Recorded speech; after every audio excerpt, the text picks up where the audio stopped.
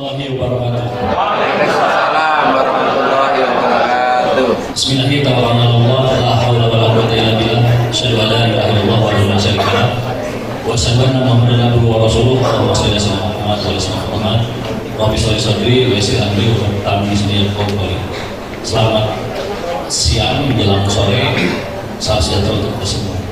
Nah, Bapak Ibu semua, kalau ada pertanyaan mengenai produk pertanian, nah ternyata ada kunci-kunci yang memang betul harus kita pahami.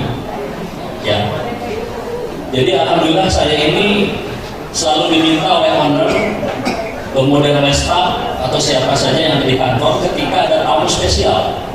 Salah satunya pemilik kebun sawit, kemudian pengusaha-pengusaha yang mau menggunakan produk Bestami, itu yang harus saya semua. Ya. Nah ternyata saya menjelaskan hanya 5 menit saja. Kira-kira ada yang mau ilmunya nggak? Nah Bapak Ibu semua, saya sudah masuk tahun kelima untuk mengedukasi produk best farming ini. Produk best farming ini adalah sebuah istilah, semua produk pertanian di PTBS itu sudah ada 7 varian. Ya, 7 varian ini mulai dari eco farming original, kemudian premium, fotosintesa, BSR, Pasgro, Siku dan Pambes. Yang terbaru sekarang agro sawit. Kemudian saya informasi juga kabar baik, insya Allah sebentar lagi kita sudah punya yang namanya pengendali hama dan penyakit tanaman berbasis mikroorganisme.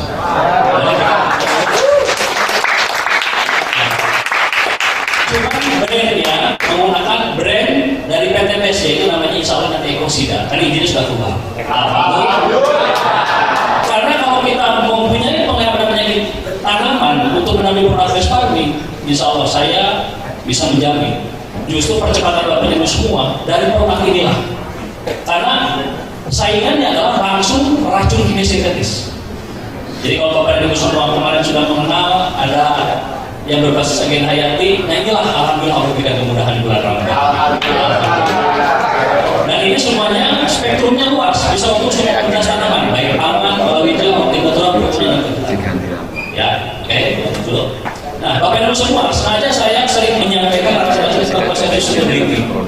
Konsep sustainability adalah sebuah konsep di mana kita sedang berupaya bisa memproduksi produk pangan yang baik dan menyehatkan.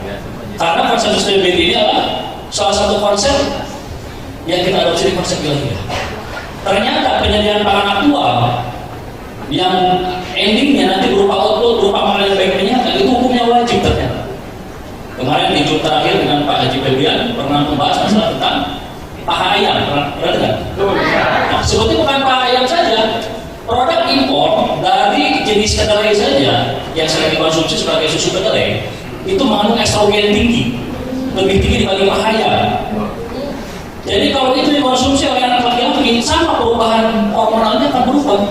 Nah, itulah yang sama-sama sekarang kita sedang berjuang melalui sistem di PTBS ini. Dengan narasi-narasi kita bangun di PTBS ini dengan konsep sustainability ini, saya pun prihatin. Karena ternyata sebagian besar, di atas 80% penyakit itu tergantung dari intake asupan yang kita makan. Yang terbesar adalah orang pertanian. Nah, inilah sebuah konsep sustainability.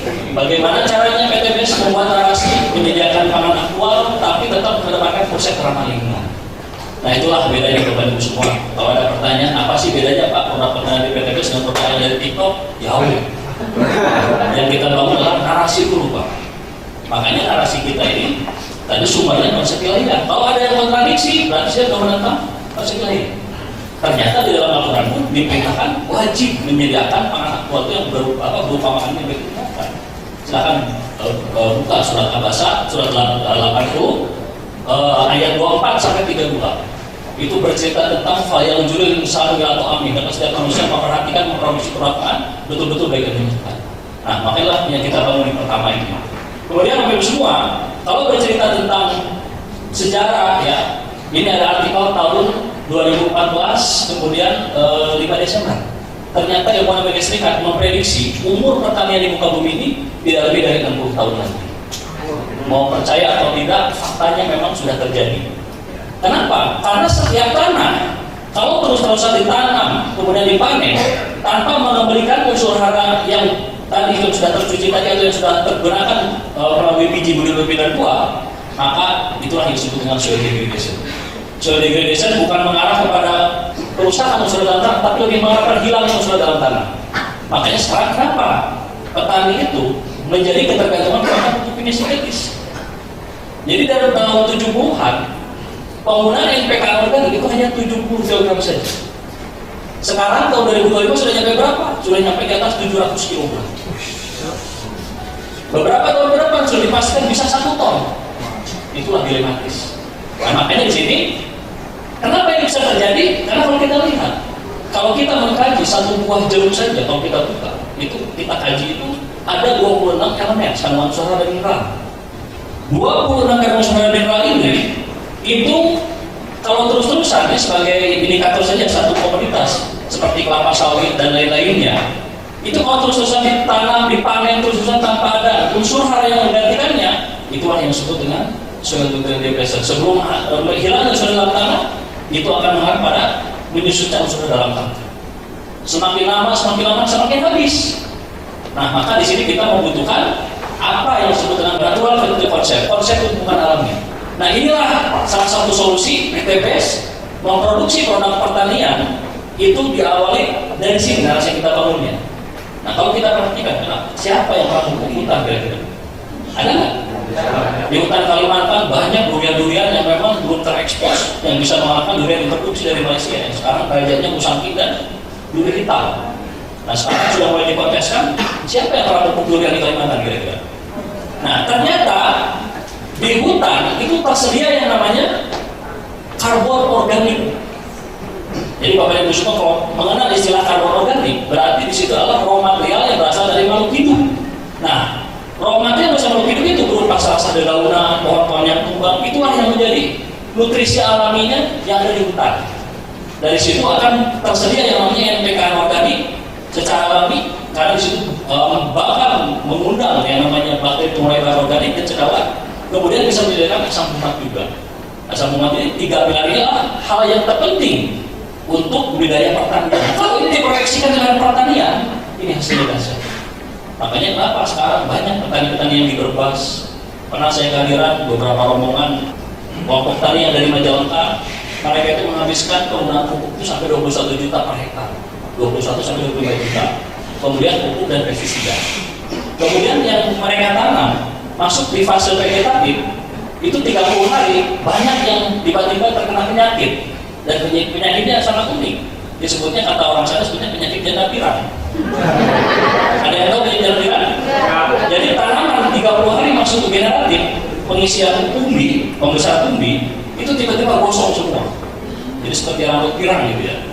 Nah, dari sini ternyata apa penyebabnya? Karena minimnya bahan organik di tanah. Nah, itu yang menjadi penyebabnya. Sehingga tanaman mudah terserang pada penyakit tanaman. Karena terus-terusan main kimia sintetis.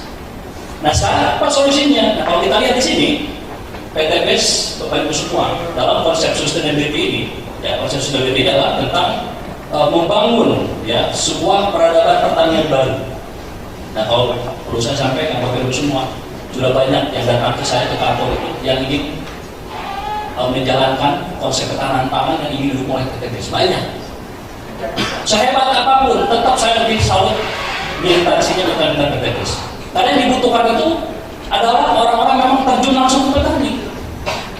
Masih mending kita di PTBS fokus bagaimana caranya betul-betul mensejahterakan para petani dengan cara-cara yang kita buat sendiri. Ya. Ini konsep sendiri ini adalah yang pertama kita ingin mensejahterakan para petani, yaitu dengan cara apa? Dengan cara memproduksi produk pertanian yang betul-betul harganya terjangkau.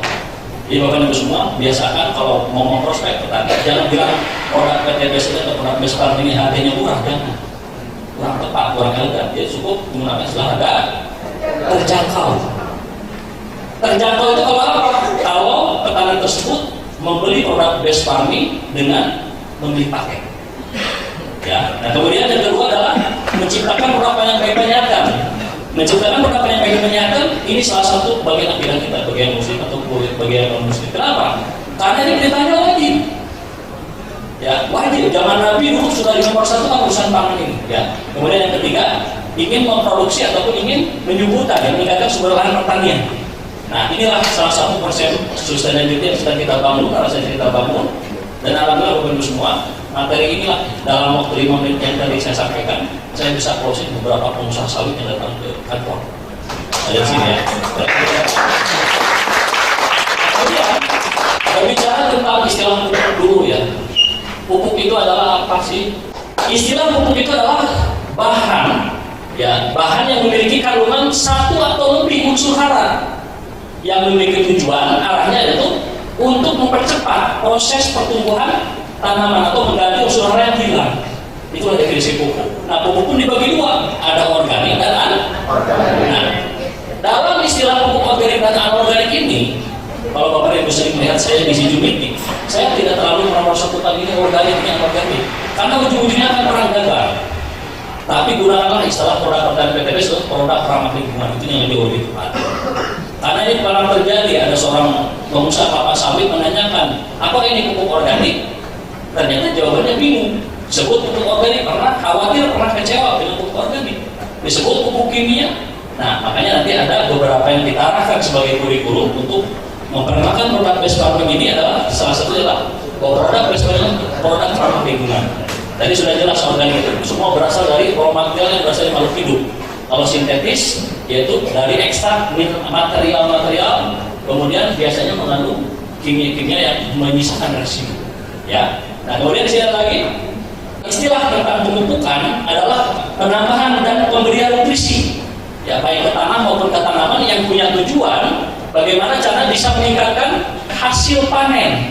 Itu tujuan pemupukan. Nah, kemudian masuk di sini ya, Bapak Ibu semua, PTBS memproduksi produk base farming. Ini yang harus dihafal semua, yaitu memiliki 5 keunggulan yang tidak dimiliki oleh perusahaan manapun. Nah, yang pertama adalah produknya ramah lingkungan. Saya belajar dari sini, inilah teknik closing yang paling gampang, ya, karena secara prinsip kalau frekuensi kita ini ada keraguan ketika kita mau menyampaikan kepada siapapun saja, maka frekuensinya itu negatif. Tapi kalau kita menguasai ini semua, salah satunya ya, bahwa produk pertanian base farming ini adalah keunggulan pertama adalah produknya ramah lingkungan. Maka mulai hari ini Bapak Ibu jangan bawa istilah organik, lebih baik menggunakan istilah produk ramah lingkungan. Kemudian efisiensi biaya. Efisiensi biaya ini bisa didapatkan syaratnya yaitu dengan cara apa? Nah, membeli paket. Jangan menggunakan istilah disuruh join petaninya, jangan. Itu sangat sensitif. Kok saya mau pakai produk disuruh join gitu. Tapi silakan Bapak mau ambil paket yang mana supaya nanti bisa mendapatkan 2 keuntungan utama, yaitu diskon produk dan ada peluang usahanya. Meskipun peluang usaha itu tidak harus diciptakan di awal. Kemudian efektivitas, alhamdulillah pendapatan base farming bisa meningkatkan hasil baik secara kuantitas maupun kualitas. Kemudian yang keempat yaitu produknya praktis. Nah, praktis ini Bapak Ibu semua yang dulu pernah mengenal istilah produk eco farming sekarang sudah tidak lagi harus difermentasi. Jadi fermentasi ini adalah salah satu penyebab kegagalan yang terbesar pengaplikasian eco farming. Jadi penggunaan itu cukup kita bagi 2 saja, masukkan dalam 1 liter air, berarti sekitar 15 gram. Kemudian letakkan 1 liter air, masukkan dalam tangki 15 liter air, aplikasikan untuk ke tanah. Jadi aplikasinya per tangki setara dengan 1000 meter persegi.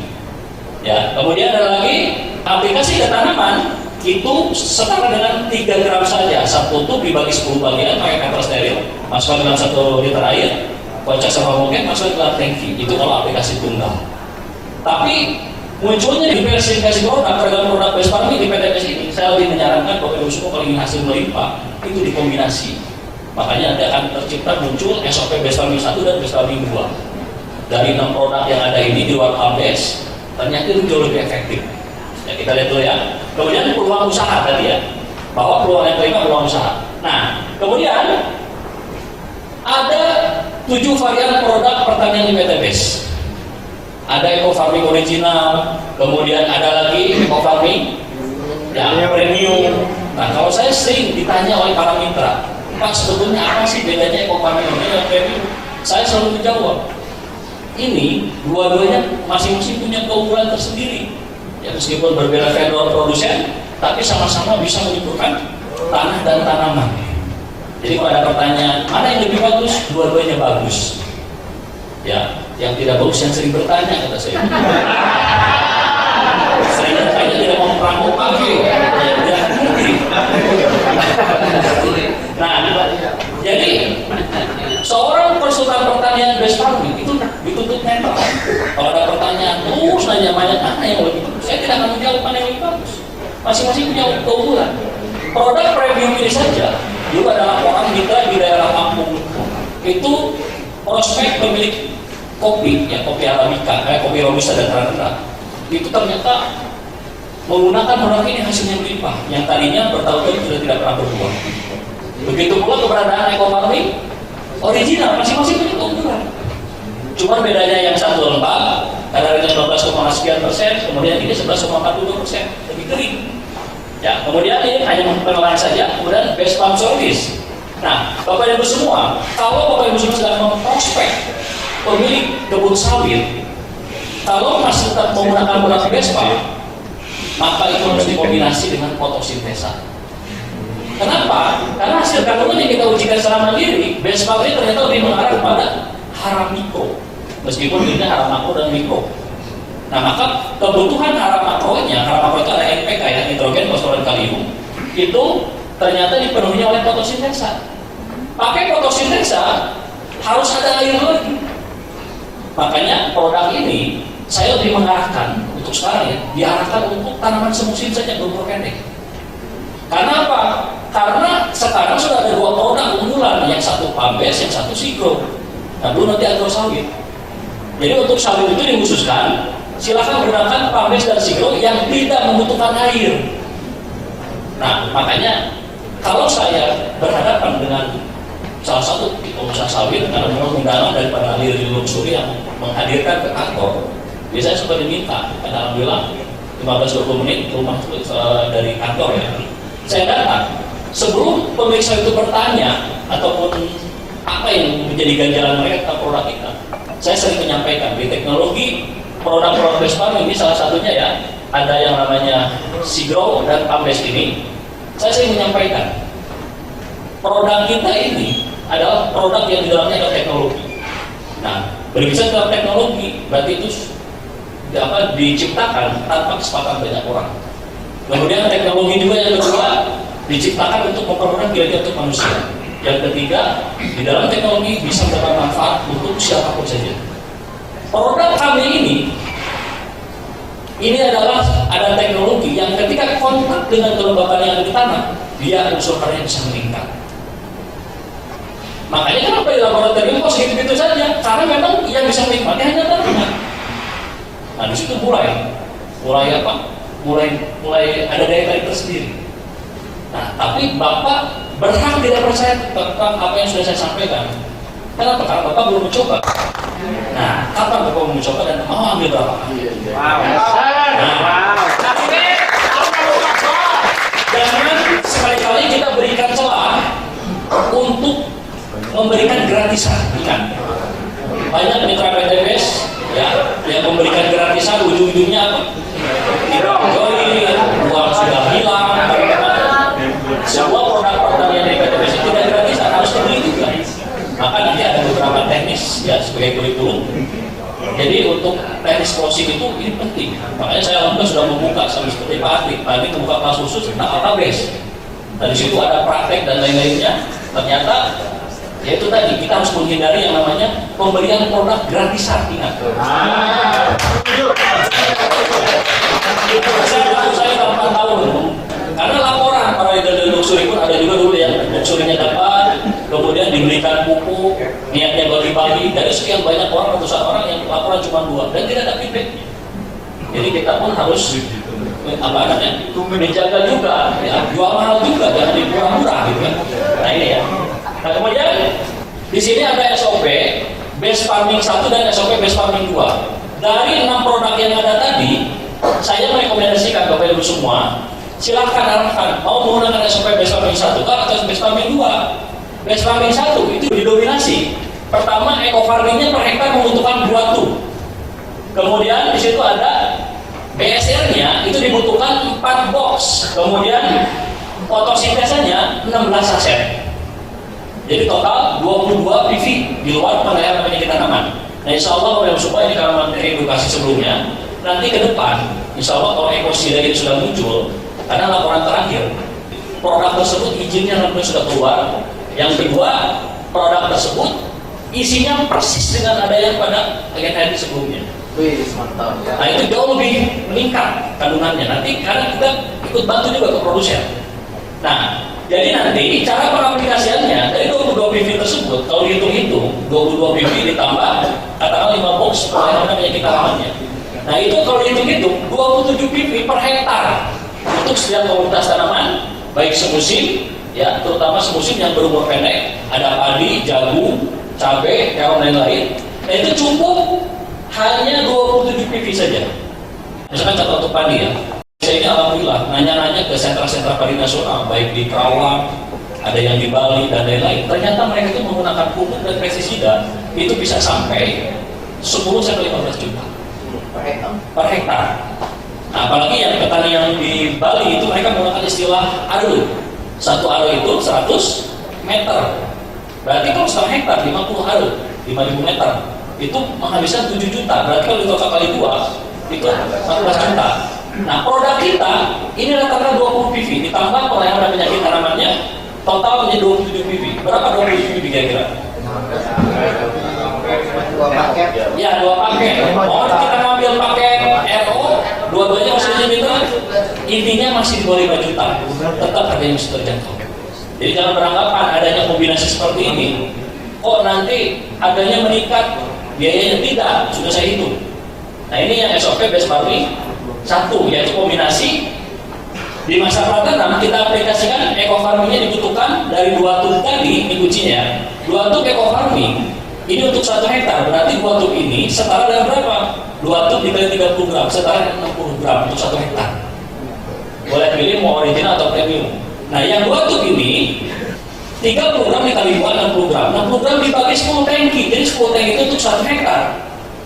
Kalau dulu teorinya dibuat 20 tangki, banyak yang bukan tadi. Sudah terlalu banyak dosisnya dan lain-lainnya. Kita pastikan 10 tangki untuk 1 hektar. Nah ini. Kemudian larutkan nanti dengan, saya minta dengan produsen ekosida pun sama dengan agen-agen sebelumnya. Jadi kita ingin membuat per saset supaya untuk mendampingi eco farming di masa pratanam. Jadi tadi 1/5 tub eco farming atau sekitar 6 gramnya karena 60 gram dibagi 10 ditambah 1 saset ekosida nanti ya, kemudian ditambah dilarutkan dalam 1 liter air dalam gayung, kemudian masukkan dalam tangki, aplikasikan di masa pratanam. H-3 boleh, H-1 boleh, tidak ada masalah. Jadi jangan dipatok H-5. H-5 itu terlalu lama kalau tanah-tanah ada hujan, yang tidak ada hujan itu terlalu bermasalah. Nah kemudian di sini ada lagi aplikasi ketanamannya. Kita larutkan 1 saset BSR itu dimasukkan ke dalam 1 liter air, disobek. Kemudian tambah 1/3 saset fotosintesa atau 1 sendok fotosintesa, atau 1 saset itu dibagi 3 sendok dan 1 sendok itu 1/3-nya. Kemudian ditambah nanti ekosidanya 1 ya, 1 saset. Kalau misalkan kalau kita bisa berupa saset, berarti produksinya berarti berupa saset seperti yang sebelumnya.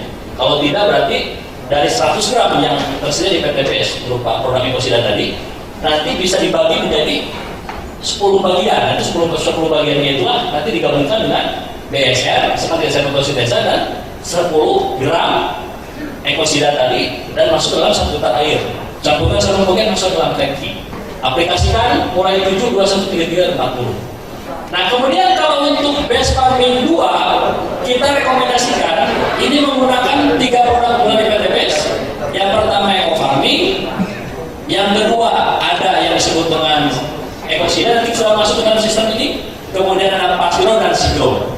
Maka kebutuhan dalam pengusaha 1 hektar kita hanya membutuhkan 10 tub eco farming. Nah ini kalau saya katakan eco farming silahkan pilih yang jadi mitra, mau pilih original atau premium boleh.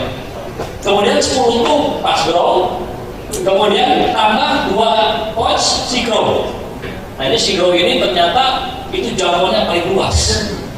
Jadi bisa diaplikasikan untuk kelapa sawit, tanaman berbuah tahunan seperti durian dan lain, serta satu lagi adalah tanaman semusim. Nah ini SOP base farming 2. Kemudian kita lihat lagi yang paling penting.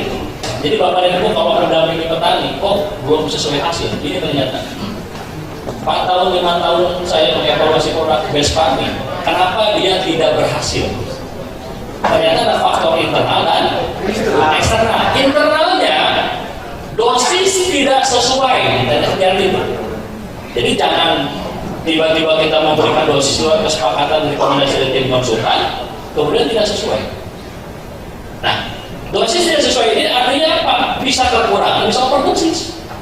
Itu yang menyebabkan faktor kegagalan di faktor internal.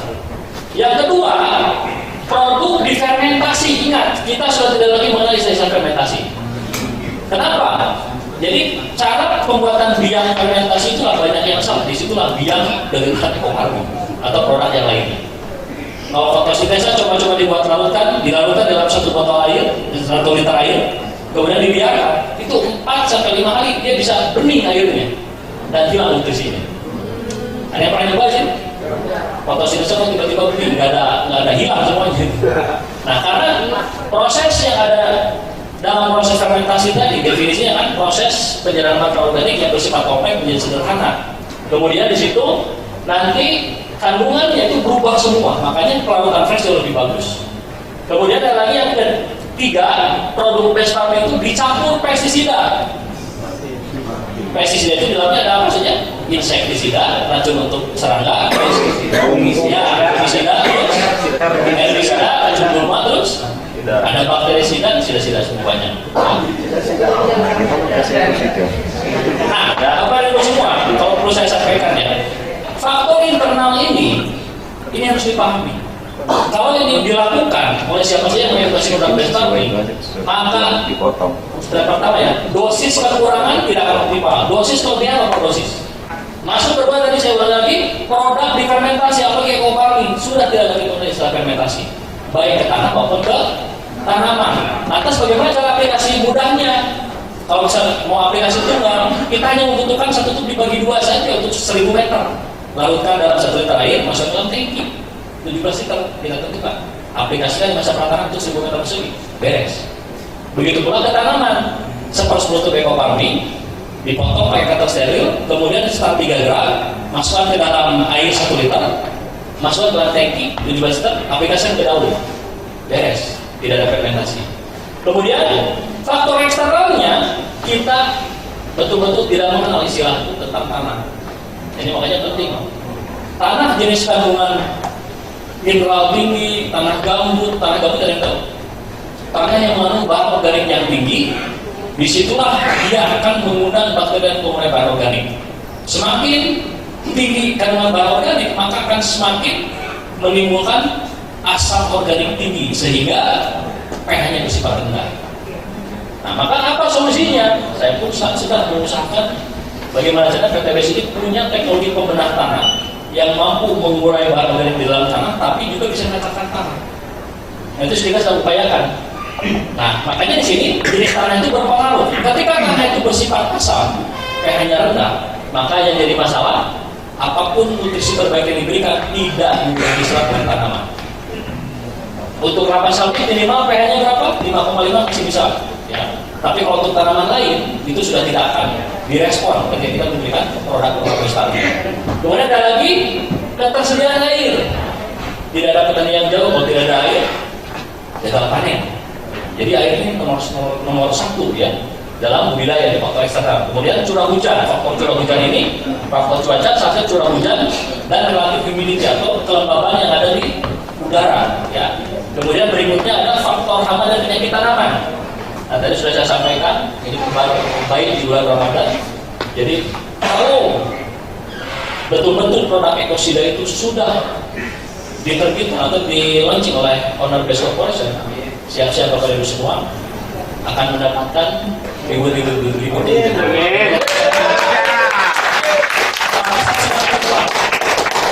Ini produk kalau izinnya ada, ini teknik closingnya paling gampang dibanding pupuk. Karena yang dibutuhkan sekarang oleh petani itu adalah bagaimana caranya mengatasi hama tapi bukan racun. Nah, makanya ini alhamdulillah Bapak Ibu semua Jadi kabar baik saya ditelepon Pak Ali bahwa alhamdulillah izinnya sudah ada ekosida. Ini ekosida yang ratingnya kalian bukan. Ini brandnya Pak JPB, brandnya PTBS. Cuma kandungannya begini nih, dan ternyata alhamdulillah progresnya sudah merapat. Ya, bagaimana cara ini produksi dalam jumlah besar? Karena saran dari saya, jangan sampai kita mengadakan edukasi, ternyata produk tidak tersedia. Itu yang paling fatal. Alhamdulillah sudah ada pertemuan dengan produsen, ya.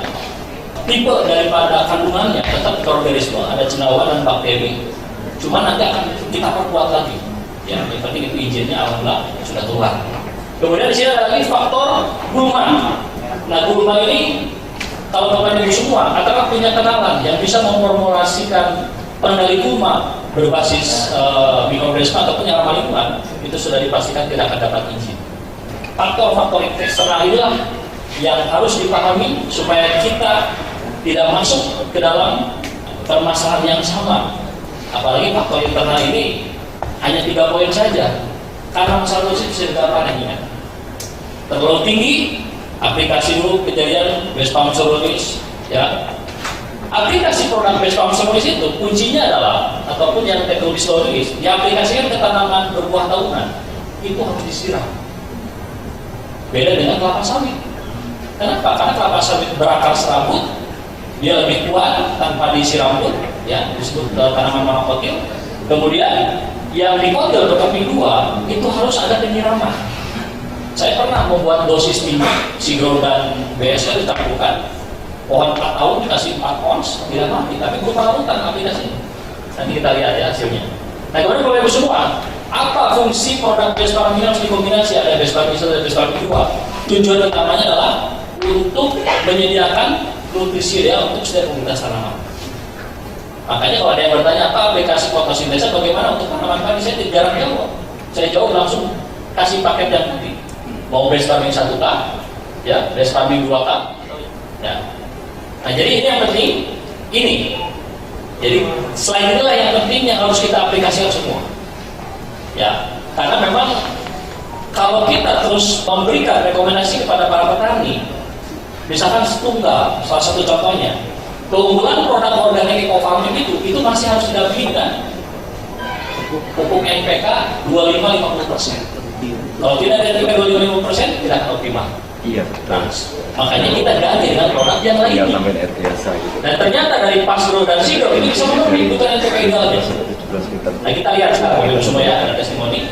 Nah, ini adalah salah satu testimoni di Indramayu, nanam padi menggunakan 2 kombinasi produk unggulan di PTBS. Ini maksudnya base farming 1 yaitu BSL dan fotosintesa. Cuma ketika itu fotosintesa tidak tersedia. Yang ada adalah Pasro. Berapa kombinasinya? Ya. Ini yang lokasi di desa Kumpul, Dok Cantring namanya ya. 1 sendok Pasro saja. Cantring. Bisa dilihat. Indramayu Jawa Barat. Ini yang menggunakan metode BSPAM. BSPAM, Komisi Desa dan Pasro itu ya. Nah, ini hasilnya nih. Ini dengan menggunakan metode BSPAM dan bibit demplok. Ini luar biasa.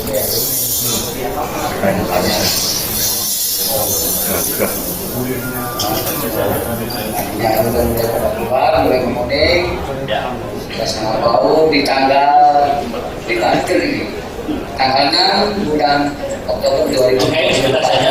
Kemudian yang kedua, ini ada yang tahu padi apa? Padi kumpai. Nah, padi kumpai ini potensinya paling tinggi dalam semesta, di atas 15 ton per hektar. 15 ton berapa kering panen per hektar. Ini uji coba saja di Indramayu. 1 kilogram benih tembus 2,85 ton. Ini padi. Jadi ternyata salah satu penentu keberhasilan budidaya pertanian nomor 1-nya benih. Nah, makanya kalau saya sering di Zoom meeting mengedukasi padi kumpai ini, semakin banyak permintaan, semakin barangnya tidak ada. Karena apa? Sekarang baru tanam ulang lagi, ya, untuk panen benihnya.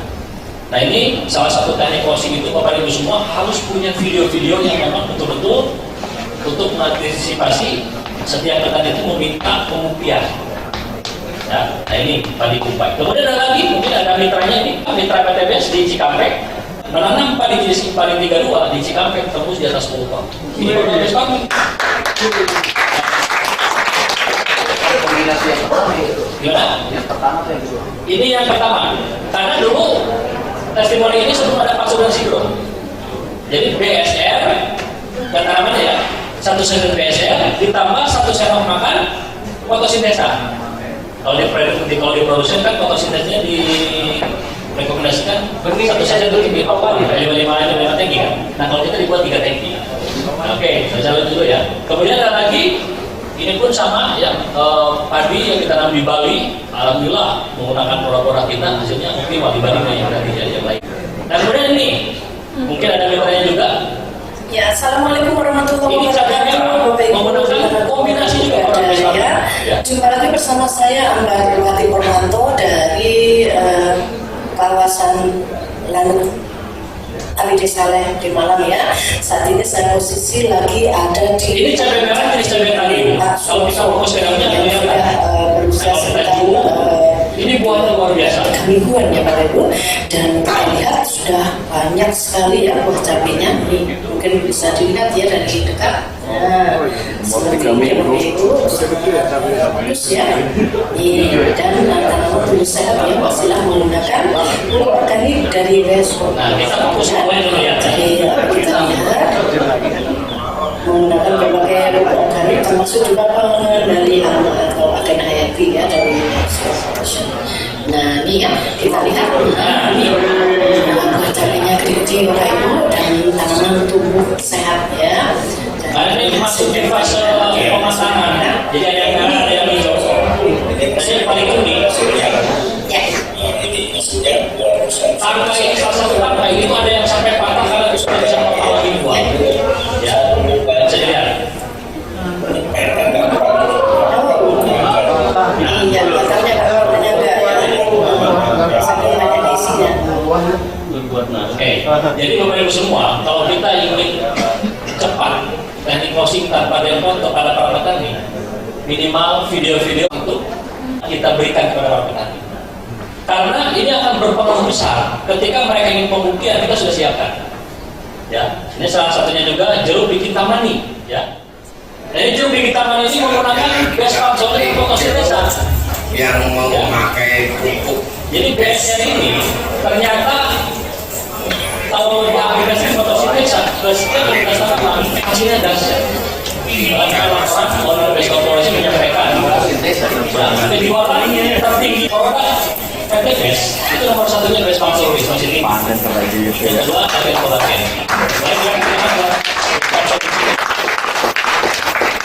Tapi di sawit saya lebih mengarahkan ke Pabes dan Struktur. Ya kalau untuk tanaman berbuah tahun itu tidak ada masalah. Nah, bisa, boleh. Tapi didampingi fotosintesa. Yang penting dia dikombinasi. Perasa sampai sendiri. Kita lupa nih. Gimana Pak? Rasa kecilnya sampai sini banyak ini maksudnya. Ini jeruknya. Masya Allah. Lanjut dulu. Nah ini yang tadi Pak Ibu pakai tadi. Jadi kalau Bapak Ibu semua pernah membaca dalam Al-Quran tentang perumpamaan orang berbuat baik, itu diumpamakan satu bulir bisa menghasilkan 7 bulir dulu. Dari 7 bulir ini masing-masing menghasilkan berapa lagi? 100 bulir. Jadi kesimpulannya satu bulir menanam kebaikan bisa menghasilkan 700 kebaikan. Nah mungkin ini di zaman Nabi dulu ada ayat kauniyahnya, tapi saya buktikan sekarang cuma produk ini saja atau komunitas padi ini saja. Satu bulir dengan 700 bulir ya ini. Jadi malainya sampai setengah meter panjangnya. Nah ini sudah mulai diincar. Saya sudah ditawarin ya dari timnya Mas Jai kemarin bahwa ada peluang besar nih, saya datangin dia itu menginginkan proyek tanam pangan di Lampung 250.000 hektar. Tapi tetap tadi, mohon maaf, pertama minta gratisan, yang kedua minta depot, itu yang paling saya tolak.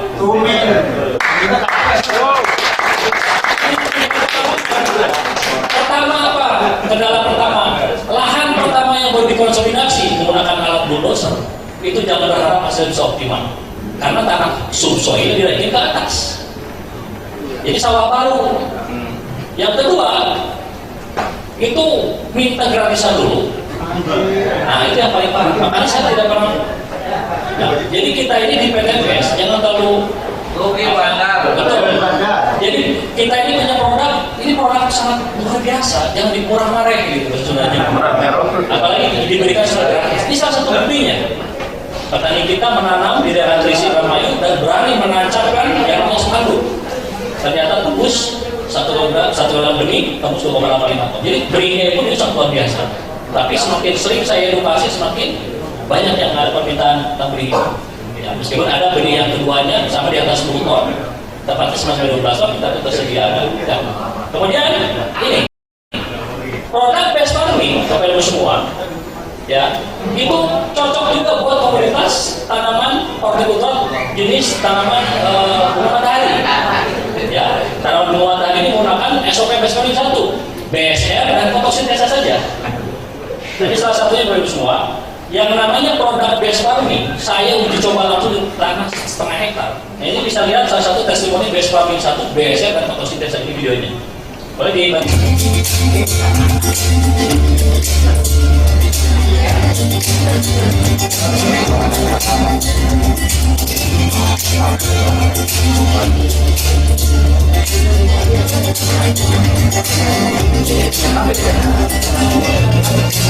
Jadi bagi dari semua, jangan melakukan produk best farming secara mandiri. Jadi semuanya ini ternyata secara nutrisi bisa terwujud secara ideal. Tapi sarannya tadi, silakan pilih mau menggunakan best farming 1 atau best farming 2. Best farming 1 harus diingat didominasi oleh produk eco farmingnya 2, BSR-nya 4 box, fotosintesnya 16 saset. Tadi testimoninya ada padi, ada yang termasuk ini. Gimana? Satu kali aplikasi dibutuhkan 22 PV tadi. Ya, 22 PV. Nah, kemudian ini ada lagi durian. Jadi Bapak Ibu semua, alhamdulillah saya ini sedang mengolah durian dengan Pak Anggi juga, yaitu center dan training center di Purwakarta. Alhamdulillah kita menanam durian di Purwakarta itu ada 600 pohon. Ya ada yang di Banten, ada yang di ini sampai salah satu testimoninya. Ini produk best farming diaplikasikan di daun. Nah ternyata dampaknya luar biasa. Nah ini alhamdulillah tahun ini sedang saya programkan berbuah karena memang sudah masuk tahun keempat. Ini duriannya masuk 4 tahun. Karena durian akumulasi itu minimal 4 tahun baru bisa dibuahkan. Nah ini semua aplikasi produk best farming semua ya. Nah ini alhamdulillah. Yang diukur itu apa Pak? Yaitu tadi SIGRO, SOP best farming 2. Pertama, 1/10 tub eco farming, 1 tub dibagi 10 berarti 3 gram. Larutkan dalam 1 liter air dalam gayung, ditambah 1 sendok Pastro.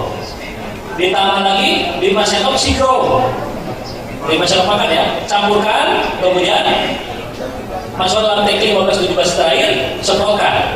Dan ini sebagai salah satu juga, ini cabai merah ini penanaman dari 1 hektar tembus 21,75 ton sampai tanamannya mati. Boleh pegang tepuk tangan dulu buat. Dan ini tidak ada yang terkena penyakit patek, ada patek karena kucing sisi atau disebut antracnosa juga lalang buah tidak ada. Nah, ini produk best farming semua. Nah ini pisang kavelis yang menggunakan produk best farming. Jadi kalau pisang jangan disemprot, tapi dikocok.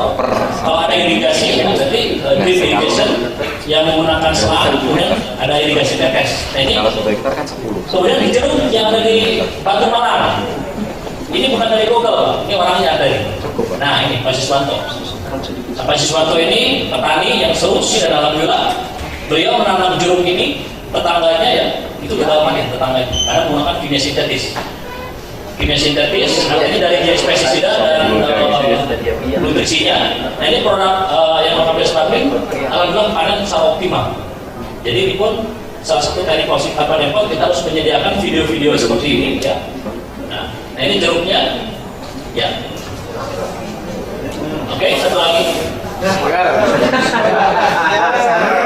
Rasa. Oke, itu next lagi. Nah ini, Bapak Ibu semua, kemarin sudah saya sampaikan ya, yang berkunjung ke booth tools pertanian, kita sudah menyiapkan materi yang tadi berupa brosur. Jadi ada 2 brosur. Oh ya, ada 2 brosur yang kita produksi. Yang pertama ini untuk tanaman semusim, tanaman berupa pendek. Ya, ini bolak-balik. Insya Allah ini untuk mempermudah kita untuk closing para petani tanpa harus banyak ngomong. Karena petani itu ketika melihat gambar-gambar, misalnya dia petani cabai, ada cabai berarti bisa.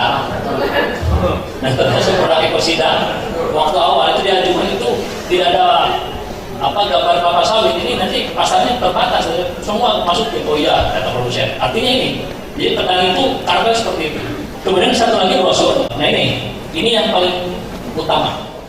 Nah, PAMBES ini kalau kita mau mencampurkan dengan pasokan risiko karena dari rekomendasi dari produsen, kunci utamanya kita harus menghitung dulu kebutuhan PAMBES ini dengan perbandingan yang petani konvensional tadi. Nah, kemarin ada pengusaha sawit itu hitung-hitungan yang saya antara menggunakan PAMBES dengan petani pupuk yang direkomendasi atau yang pupuk yang digunakan oleh pengusaha sawit tersebut itu ada selisih beberapa ratus ribu saja. Itu PAMBES saja. Jadi kalau kita mau memprospek pemilik kebun sawit, kunci utamanya adalah kita harus tahu dulu berapa biaya produksi yang dikeluarkan oleh pemilik kebun sawit. Itu kunci utamanya. Karena kesan pertama yang paling utama selain melihat dokumentasinya itulah adanya efisiensi biaya. Kalau kita menggunakan PAMBES, kemudian ada pasokan risiko tanpa kita menghitung dulu prospekan kita, itu bisa jadi lebih mahal hati-hati. Makanya kita rekomendasikan teknik cara menghitung kebutuhan analisis ini sudah ada lengkap di sini semua. Ya, berupa analisis biaya produksi itu cara menghitung kebutuhan PAMBES-nya. Apa salah utamanya? Yang pertama kita harus menghitung kebutuhan PAMBES itu. Yang pertama adalah hitung populasi kelapa sawit dalam luasan 1 hektar. Apakah 120 pohon kah? 130 kah? Atau 140? Nah, dari sinilah kita akan mengetahui kebutuhan PAMBES-nya berapa. Ya, kemudian di sini baru tentukan stadium umur tanaman. Jadi stadium umur tanaman itu ada sawit itu ada umur tanaman TBM, tanaman belum menghasilkan.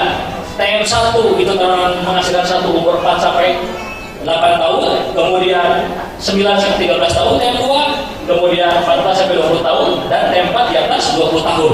Nah, ini harus kita tentukan dulu, baru kita hitung kebutuhan PAMBES-nya.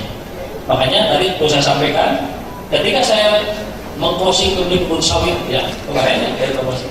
Nah, itu intinya dalam penyampaian materi itu yang penting kita harus tahu kerangka penyampaiannya. Kita kenalkan company profil PTBS-nya, kita sampaikan tentang konsep sustainability, tentang ramah lingkungan, kemudian bagaimana pengelolaan produk best farming dan cara aplikasinya, kemudian analisis biaya ini yang wajib disampaikan. Nah, dari sini kita baru hitung kebutuhannya. Kalau misalkan produk best farming ini yang pasokan risiko ini betul-betul terjangkau, maka yang bersangkutan akan closing. Jadi saya hanya membutuhkan waktu 5 menit saja, tidak lama-lama dari penyampaian itu. Kemudian sekarang sedang menunggu informasi dari Kerajaan Malaysia. Tapi memang ada regulasi ya.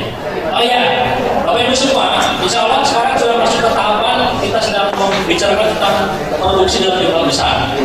Jadi Bapak Ibu semua ingat bahwa PTBS sebentar lagi insya Allah akan memiliki pemeliharaan penyakit tanaman.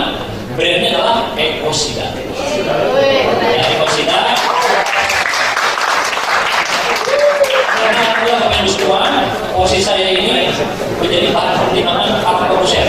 Setiap ada produk baru saya direkomendasikan untuk mendampingi produk yang baru tersebut. Ya, yang penting nanti omsetnya bisa meledak. Ya, insya Allah ya. Baik Bapak Ibu semua, itu saja yang saya sampaikan. Mari kita seruakan dengan doa penutup majelis. Subhanallah wa bihamdika, asyhadu an la ilaha illa anta, astaghfiruka wa atubu ilaik.